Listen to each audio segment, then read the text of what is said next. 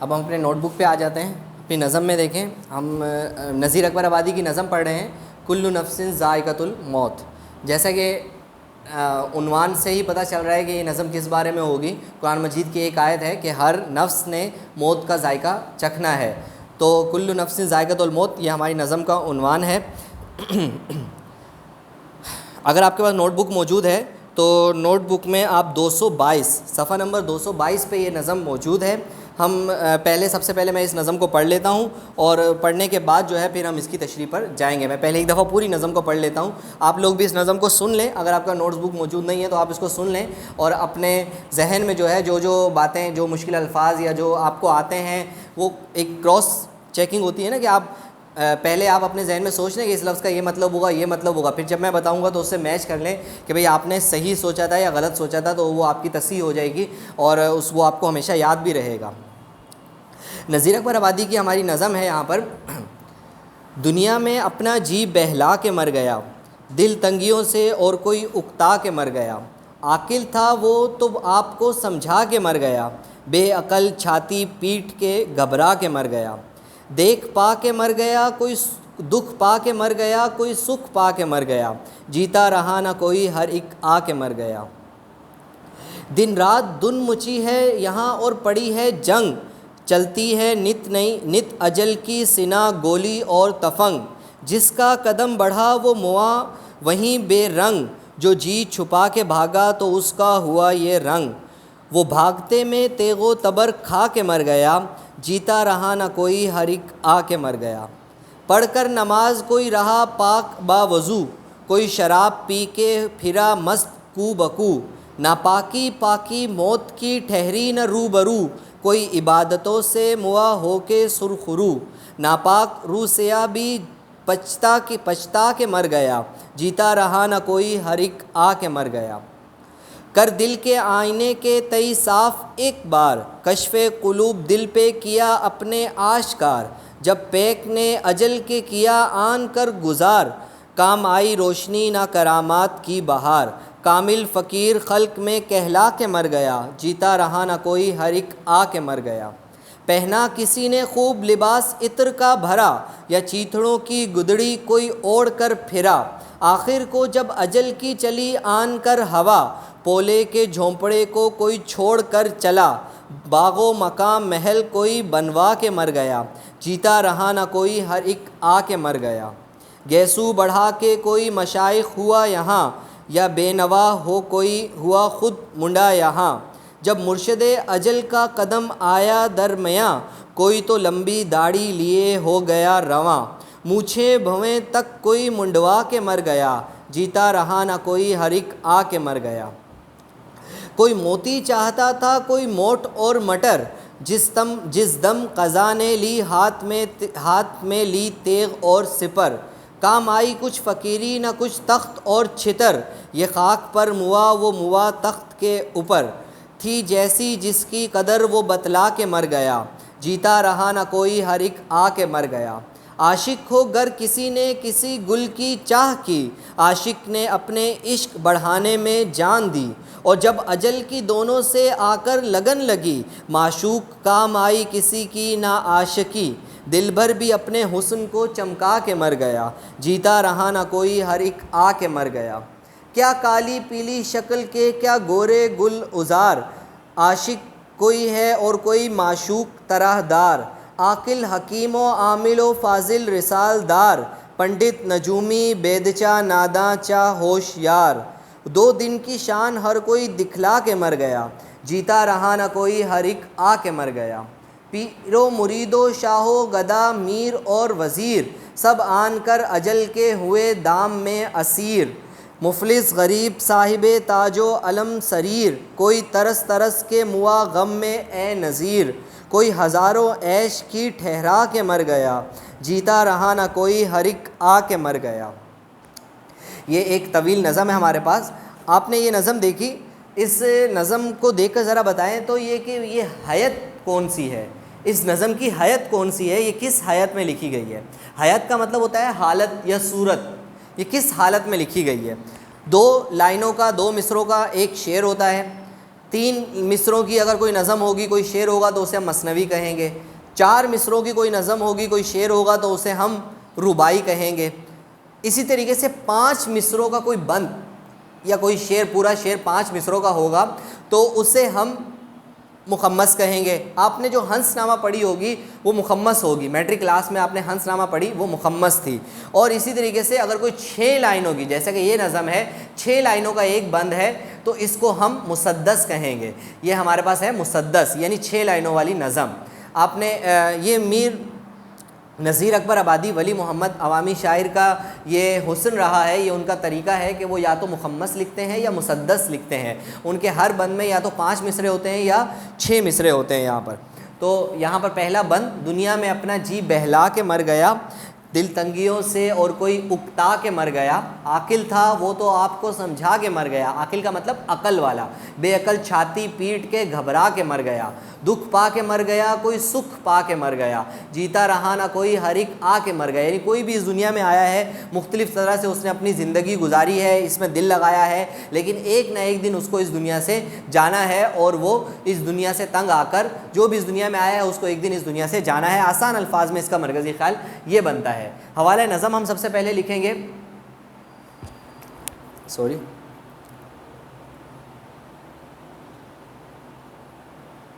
حوالہ نظم میں ہم یہ بند عوامی شاعر نذیر اکبر آبادی کی نظم کل نفس ذائقۃ الموت سے لیا گیا ہے. تعارف شاعر: نذیر اکبر آبادی کا اصل نام ولی محمد تھا اور نذیر تخلص کرتے تھے. نذیر اکبر آبادی کو عوامی شاعر کہا جاتا ہے. نذیر اکبر آبادی نے زندگی کے حصوں کو اپنی نظم کا موضوع بنایا. زندگی کے موضوعات، زندگی کے جو حصے ہوتے ہیں. نذیر نے اردو شاعری کو حقیقت سے ہم آہنگ کرنے میں اہم کردار ادا کیا. نذیر نے اپنے گہرے مشاہدے سے معاشرے کی عکاسی کی ہے. عکاسی یعنی اس کو بیان کیا ہے، مشاہدہ یعنی آبزرویشن. خود آبزرو کیا ہے کہ ہمارے معاشرے میں کیا کچھ ہو رہا ہے اور اس کو پھر اشعار میں بیان کیا ہے. اسی لیے ان کی حیثیت محض شاعر کی نہیں بلکہ ایک مفکر اور مصلح کی بھی ہے. مفکر یعنی فکر کرنے والا، فکر وہ والی فکر نہیں یعنی سوچنے والا، معاشرے کے لیے، لوگوں کے لیے سوچنے والا، ان کو حل بتانے والا. اور مصلح یعنی اصلاح کرنے والا. ڈاکٹر عبدالقیوم فرماتے ہیں آج 20ویں صدی میں حیات و کائنات کے مسائل شاعری کا موضوع بن گئے ہیں اور برابر وسعت اختیار کرتے جا رہے ہیں. وسعت یعنی پھیلتے چلے جا رہے ہیں. اس وسعت میں نذیر کا بھی بڑا حصہ ہے اور یہی ان کی عظمت کی دلیل ہے. یعنی کائنات کے حسن کو آج شاعری میں جو بیان کیا جا رہا ہے وہ نذیر کی وجہ سے، کیونکہ نذیر نے ان کا آغاز کیا تھا. سب سے پہلے نذیر نے ہی یہ سب لکھنا شروع کیا تھا. تشریح میں اپنی نظم کے اس بند میں شاعر کائنات کی ایک حقیقت یعنی زندگی کے عارضی ہونے کا تذکرہ کر رہے ہیں. زندگی کو ایک نہ ایک دن موت کا مزہ چکھنا پڑتا ہے. شاعر کہتے ہیں کہ جو بھی اس دنیا میں آتا ہے اسے ایک دن ضرور جانا پڑے گا. انسان اس دنیا میں اگر زندگی کے معاملات میں مصروف ہو جاتا ہے اور پھر ایک دن آتا ہے کہ جب موت کا پیغام آتا ہے اور تمام مصروفیات ترک کر کے اس کی آواز پر لبیک کہنا پڑ جاتا ہے. عقل مند بہتر جانتے ہیں کہ موت کا پیغام خدا تعالیٰ کی طرف سے ہوتا ہے. جو انسان اس دنیا میں مصائب کی زندگی گزارتا ہے، مصائب یعنی مصیبت کی جمع ہے مصائب، وہ بھی ایک دن سکون کی نیند سو جاتا ہے. شاعر کے مطابق کسی کو اس دنیا میں سکھ ملتا ہے اور کسی کو دکھ، لیکن کوئی اس دنیا میں نہیں رہتا. ایک ایک کر کے سب اس دنیا سے رخصت ہو جاتے ہیں. غرض زندگی موت کی امانت ہے جو ایک دن اس کے حوالے ہمیں کرنی ہوگی. بند نمبر 2: دن رات دن مچی ہے یہاں اور پڑی ہے جنگ. دن مچی یعنی شور ہے ہمارا، دن رات چلتی ہے نت نئی اجل کی سنا گولی اور تفنگ. سنا کہتے ہیں برچھی کو، برچھا ہوتا ہے نا، برچھا جو جنگ میں استعمال کیا جاتا ہے جس کے آگے نیزہ جسے ہم کہتے ہیں، اور تفنگ کا مطلب ہوتا ہے گولی. نت کا مطلب صرف، اجل کا مطلب ہوتا ہے موت. اجل کے نئی چیزیں یہاں پر ہیں، موت کے نئے راستے، موت کا نیا سامان الگ الگ طرح کا یہاں ہمارے معاشرے میں موجود ہے. جس کا قدم بڑھا وہ موا وہیں بے درنگ. بے درنگ کا مطلب وقفے کے بغیر، جس کا جہاں قدم پڑا، جو جہاں پر ہے وہیں پر وہ مر جاتا ہے. جو جی چھپا کے بھاگا تو اس کا ہوا یہ رنگ.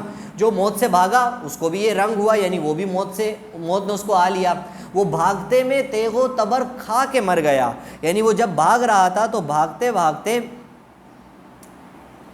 تیغ و تبر یعنی تلوار، تیغ کا مطلب بھی تلوار اور تبر کا مطلب بھی تلوار، یعنی بھاگتے بھاگتے تلوار اس کو لگ گئی اور وہ مر گیا، جیتا رہا نہ کوئی ہر ایک آ کے مر گیا۔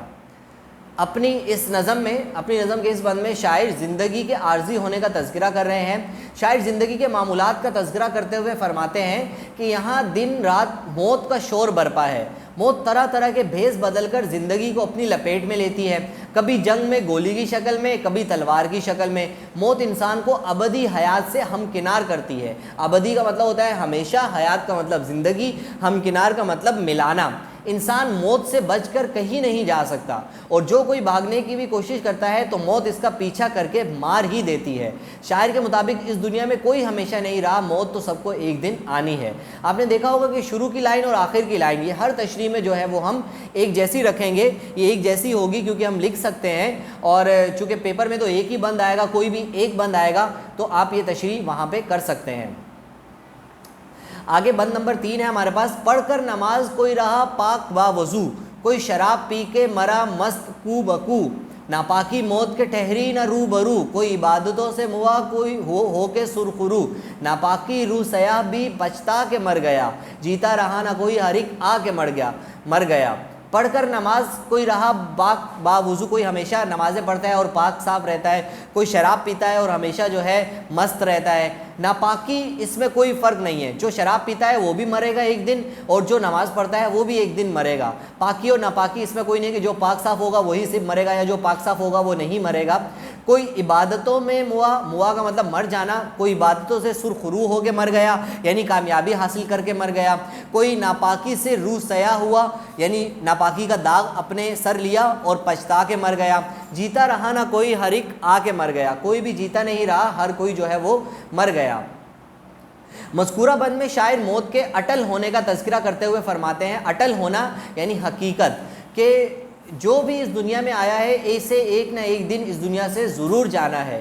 انسان اس دنیا میں آ کر اپنی مصروفیات میں مصروف ہو جاتا ہے، اور ایک دن آتا ہے کہ جب اسے یہاں سے روانہ ہونا پڑتا ہے، چاہے انسان کسی بھی کیفیت میں ہو، موت اسے ضرور آنی ہے۔ شاعر کہتے ہیں کہ کوئی انسان اس دنیا میں اللہ کو خوش کرتا اور کوئی اللہ کو ناراض کرنے کے کام کرتا ہے، اور جب موت آتی ہے تو انسان کو اندازہ ہوتا ہے کہ اس نے اپنی زندگی کے مقصد سے ہٹ کر گزاری، مقصد کے مطابق گزاری، کیونکہ موت کے وقت متقی، مطمئن اور گناہ گار پچھتاوے کے ساتھ دنیا سے رخصت ہوتا ہے۔ جب موت آتی ہے تبھی انسان کو موت جو ہے وہ زندگی کا آئینہ ہے، اسی وقت انسان کو پتہ چلتا ہے کہ اس نے اس دنیا میں کیا کیا ہے، صحیح زندگی گزاری ہے یا وہ پچھتا کے مرا ہے۔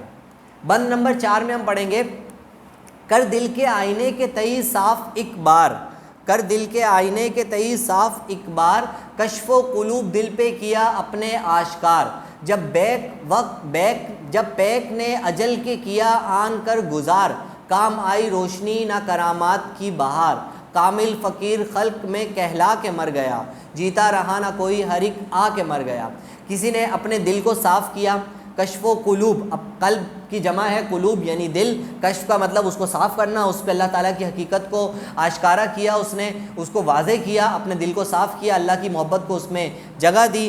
جب پیک مطلب ہوتا ہے جھونکا، جب اجل کا جھونکا اس پر آیا یعنی موت کا جھونکا اس پر آیا، کام آئی نہ روشنی نہ کرامات کی بہار، جو اس نے اپنے دل کو روشن کیا تھا، اپنے دل میں اللہ کی محبت کو جگایا تھا، تو موت سے اس کو نہیں بچا سکی، اس کا وہ عمل اس کو موت سے نہیں بچا سکا۔ کامل فقیر خلق میں کہلا کے مر گیا، کامل فقیر خلق میں اللہ تعالیٰ کی محبت جو اس نے اپنے دل میں جگائی تو لوگوں کے سامنے تو وہ کامل فقیر بن گیا، ایک مکمل فقیر، ایک اللہ والا بن گیا، تو لوگ تو اس کو مانے لیکن موت سے اس کو ہمکنار ضرور ہونا ہے۔ جیتا رہا نہ کوئی ہر ایک آ کے مر گیا۔ اس بند میں شاعر موت کے ناگزیر ہونے کا تذکرہ کرے، ناگزیر کا مطلب ضروری، کہ انسان خواہ کتنا ہی نیک ہو اور بلند مرتبے پر فائز ہو، موت سے نہیں بچ سکتا۔ شاعر کہتے ہیں کہ اگر انسان زندگی کی رونقوں میں کھوئے بغیر اپنے دل کو صاف رکھے اور کسی برائی کو اس میں جگہ نہ دے، اللہ تعالیٰ کی نعمتوں کا دل سے شکر گزار بن جائے، تب بھی اسے موت کا مزہ چکھنا پڑے گا، کیونکہ جو اس دنیا میں آیا ہے اسے ضرور اس دنیا سے جانا پڑے گا، چاہے وہ اس دنیا کا سب سے معتبر یا متقی، پرہیزگار، کامل فقیر ہی کیوں نہ ہو۔ جب موت حقیقت ہے اور ہر انسان کو جانا ہے تو انسان کو چاہیے کہ وہ موت کی تیاری کرے اور ابدی زندگی میں کامیاب ہو سکے۔ ابدی کا مطلب ہمیشہ کی زندگی۔ بند نمبر 5 ہمارے پاس ہے، پہنا کسی نے خوب لباس عطر کا بھرا، یا چیتھڑوں کی گدڑی کوئی اوڑھ کر پھرا، آخر کو جب اجل کی چلی آن کر ہوا، پولے کے جھونپڑے کوئی چھوڑ کر چلا، باغ و مکان محل کوئی بنوا کے مر گیا، جیتا رہا نہ کوئی ہر ایک آ کے مر گیا۔ کسی نے بہت اچھا اس دنیا میں لباس پہنا، کوئی چیتھڑوں والے لباس سے اس دنیا میں زندہ رہا اور زندگی گزاری، یعنی امیری اور غریبی کا یہاں پر فرق ہے، لیکن آخر میں جب اجل آئی یعنی موت جب آئی، پولے کے جھونپڑے کوئی چھوڑ کر مرا، چھوڑ کر چلا، یعنی جھونپڑے جو ہے وہ بھی کوئی چھوڑ کر چلا، پولے یعنی آم سے کپڑے گئے، باغ و مکان محل کوئی بنوا کے مر گیا، اور کوئی جو ہے وہ اس نے باغ و مکان اور محل بنوائے، لیکن ایک دن اس نے وہ مر گیا، کوئی جھونپڑے میں مر گیا، کوئی محل میں مر گیا۔ اپنی نظم کے اس بند میں شاعر موت کی حقیقت بیان کرتے ہوئے فرماتے ہیں کہ دنیا کی ہر چیز بلا امتیاز فانی ہے، کوئی چیز بھی یہاں موجود نہیں ہے بلا امتیاز، یعنی کوئی اچھی بری جو بھی ہے وہ فانی ہے، اس کو ایک دن ختم ہو جانا ہے۔ دنیا کی ہر چیز کو ایک دن موت سے ہمکنار ہونا پڑے گا اور دنیا کو خیر بات کہہ کر ابدی زندگی میں جانا پڑے گا۔ شاعر کے مطابق انسان دنیا میں مختلف طریقوں سے زندگی بسر کرتا ہے، اور کوئی اچھا لباس پہنتا ہے، کوئی بڑے گھر میں رہتا ہے، کوئی فقیروں کی زندگی گزارتا ہے، لیکن جب موت آتی ہے تو سب کچھ چھوڑ کر اس کے ساتھ ابدی زندگی کی طرف روانہ ہو جاتا ہے، ابدی یعنی ہمیشہ کی۔ باغ و مکان محل اور جھونپڑے سب یہیں رہ جاتے ہیں، اور انسان سب کچھ چھوڑ چھاڑ کر خالی ہاتھ اس دنیا سے رخصت ہو جاتا ہے۔ آگے بڑھتے ہیں، اگلا بند ہے ہمارے پاس بند نمبر 6، گیسو بڑھا کے کوئی مشائخ ہوا یہاں، یا بے نوا ہو کوئی ہوا خود منڈا یہاں، جب مرشد اجل کا قدم آیا درمیاں، کوئی لمبی داڑھی لیے ہو گیا رواں، مونچھے بھویں تلک کوئی منڈوا کے مر گیا، جیتا رہا نہ کوئی ہر ایک آ کے مر گیا۔ گیسو کا مطلب ہوتا ہے بال، کوئی بال بڑھا کے مشائخ ہوا یعنی شیخ بنا، یہاں پر لوگوں نے اس کو مانا، جو ہمارے شیخ ہوتے ہیں، جو ہمارے بڑے ہوتے ہیں، ان کے بڑے بڑے بال ہوتے ہیں۔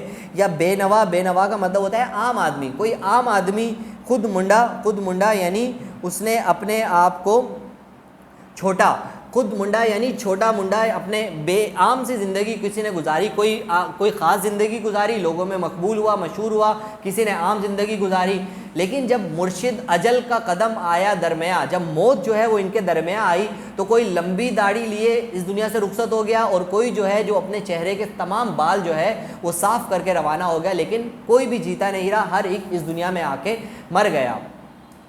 اس بند میں موت کے لازم ہونے کا ذکر کیا گیا ہے اور بتایا گیا ہے کہ انسان جیسا بھی روپ بنا لے مگر موت آنی ہے۔ شاعر کہتے ہیں کہ اس دنیا میں آ کر انسان اس کی رنگینیوں میں کھو جاتا ہے، کوئی اپنے بال بڑھا کر شیخ بن جاتا ہے، کوئی داڑھی منڈوا کر فیشن پرست بن جاتا ہے، لیکن جب موت کا نکارہ بجتا ہے یعنی جب موت آتی ہے، اس کا شور مچتا ہے، تو انسان بے بس ہو جاتا ہے اور چپ چاپ اپنی لمبی داڑھی اور لمبے بالوں کے ساتھ اس دنیا سے رخصت ہو جاتا ہے۔ جو کوئی اپنی مونچھیں اور یہاں تک کہ بھویں بھی منڈوا دیتا ہے اور اسی حالت میں اس دنیا سے روانہ ہو جاتا ہے۔ غرض انسان کوئی بھی رنگ اپنا لے، آخر ایک دن اس کو اس دنیا سے جانا ہے۔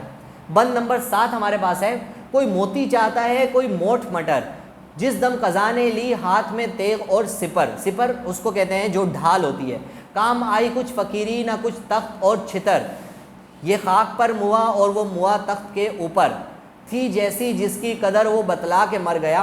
دنیا میں جو لوگ آتے ہیں ان کی الگ الگ چاہت ہوتی ہے، کوئی کیا چیز چاہتا ہے، کوئی اناج چاہتا ہے، کوئی سلطنت چاہتا ہے، یعنی جو بھی کوئی چیز چاہے اس کو ایک دن اس دنیا سے رخصت ہو جانا ہے۔ لوگوں کی الگ الگ خواہشات ہو سکتی ہیں، کوئی تخت کے نیچے مر سکتا ہے، کوئی اونچے چبارے پر مر جائے گا، کوئی تخت کے اوپر مرے گا، لیکن موت ہر ایک کو ایک دن آئے گی۔ اپنی نظم کے اس بند میں شاعر اس کائنات کی حقیقت اور موت کا تذکرہ کرتے ہوئے فرماتے ہیں کہ اس دنیا میں آنے والے انسان کے مختلف مراتب ہوتے ہیں، اس کے مرتبے الگ الگ ہوتے ہیں، ہر انسان کی الگ الگ خواہشات ہوتی ہیں، کوئی دنیاوی زندگی کا خواہش مند ہوتا ہے، کوئی اخروی زندگی کو ترجیح دیتا ہے، اخروی یعنی آخرت کی، کوئی امیر ہوتا ہے تو کوئی غریب، بہرحال انسان کسی بھی درجے پر ہو موت سے چھٹکارا حاصل نہیں کر سکتا۔ انسان جب دنیا کی عیش و آرام کی زندگی گزار رہا ہوتا ہے تو اچانک اجل ہاتھ میں تیز تلوار لیے نمودار ہوتی ہے، تو انسان کچھ بھی نہیں کر پاتا، اور اس کا مال و دولت کام آتا ہے، نہ اس کی فقیری، اور اس کو اجل میں اس کے ساتھ جانا ہی پڑتا ہے۔ آگے بڑھتے ہیں، بند نمبر 8، عاشق ہو گر کسی نے گل کی چاہ کی، عاشق ہو کر کسی نے گل کی چاہ کی، عاشق نے اپنے عشق بڑھانے میں جان دی، اور جس اجل کی دونوں میں آ کر لگ گئی، معشوق کام آئی کسی کی نہ عاشقی، دلبر بھی حسن کو چمکا کے مر گیا، جیتا رہا نہ کوئی ہر ایک آ کے مر گیا۔ جو اس دنیا میں عاشق کی زندگی گزارتا ہے اور عاشق ہوتا ہے، مختلف مصائب برداشت کرتا ہے، لیکن پھر بھی اس کو ایک دن اس دنیا سے جانا پڑتا ہے۔ اس بند میں شاعر نے موت کے ناگزیر ہونے کا تذکرہ کرتے ہوئے فرمایا ہے کہ جذبہ عشق کی عکاسی بھی کی ہے کہ عشق کے مطابق اس دنیا میں آنے والا انسان خواہ، شاعر کے مطابق اس دنیا میں آنے والا انسان خواہ وہ محب ہو یا محبوب، یعنی محبت کرنے والا ہو یا جس سے محبت کی جاتی ہے وہ ہو، کسی کی چاہت ہو یا کسی کو چاہنے والا، بہرحال دونوں کو موت آنی ہے۔ انسان اس محبت کے جذبے کو یہیں دنیا میں چھوڑ کر یہاں سے کوچ کر جائے گا، یعنی یہاں سے آگے بڑھ جائے گا۔ شاعر کے مطابق اس دنیا میں کوئی کسی کا عاشق ہے تو کوئی اپنے محبوب کو پانے کے لیے کسی بھی حد سے گزر سکتا ہے اور اپنے عشق کی انتہا میں اپنے محبوب کے لیے جان تک کی بازی لگا دیتا ہے، لیکن جب قضا یعنی موت ان دونوں کے درمیان آتی ہے تو پھر کسی قسم کا عشق کام نہیں آتا، جس کی موت آتی ہے وہ چلا جاتا ہے، غرض عاشق ہو یا معشوق، جب موت آتی ہے تو سب کچھ یہیں چھوڑ کر اس دنیا سے رخصت ہونا پڑتا ہے۔ بند نمبر 9 میں ہمارے پاس ہے کیا کالی پیلی شکل کیا گورے گل گزار، عاشق کوئی ہے اور کوئی معشوق طرح دار، عاقل حکیم و عامل فاضل رسال دار، پنڈت نجومی بیدچا ناداں چا ہوشیار، دو دن کی شان ہر کوئی دکھلا کے مر گیا، جیتا رہا نہ کوئی ہر ایک آ کے مر گیا۔ یہاں پر ہمارے پاس گل گزار یعنی حسین پھول، گل گزار یعنی حسین پھول، معشوق طرح دار معشوق کی طرح، عاقل حکیم عامل فاضل رسال دار، رسال مطلب پیغام پہنچانے والا، پنڈت نجومی بیدچا نادا، بیدچا کا مطلب ہوتا ہے لچکدار، نادا کا مطلب ہوتا ہے بے وقوف، چا کا مطلب ہوتا ہے اگرچہ وہ ہوشیار ہو نادان ہو جیسا بھی ہو، وہ ہر کوئی جو ہے وہ 2 دن کی شان اس نے اس دنیا میں دکھلائی اور پھر وہ مر گیا۔ اپنی نظم کے اس بند میں شاعر نے انسان کی معاشرتی زندگی کے مختلف طبقات کا تذکرہ کیا ہے اور بتایا ہے کہ انسان کا تعلق معاشرتی اعتبار سے خواہ کسی بھی طبقے سے ہو، موت سے کوئی نہیں بچ سکتا۔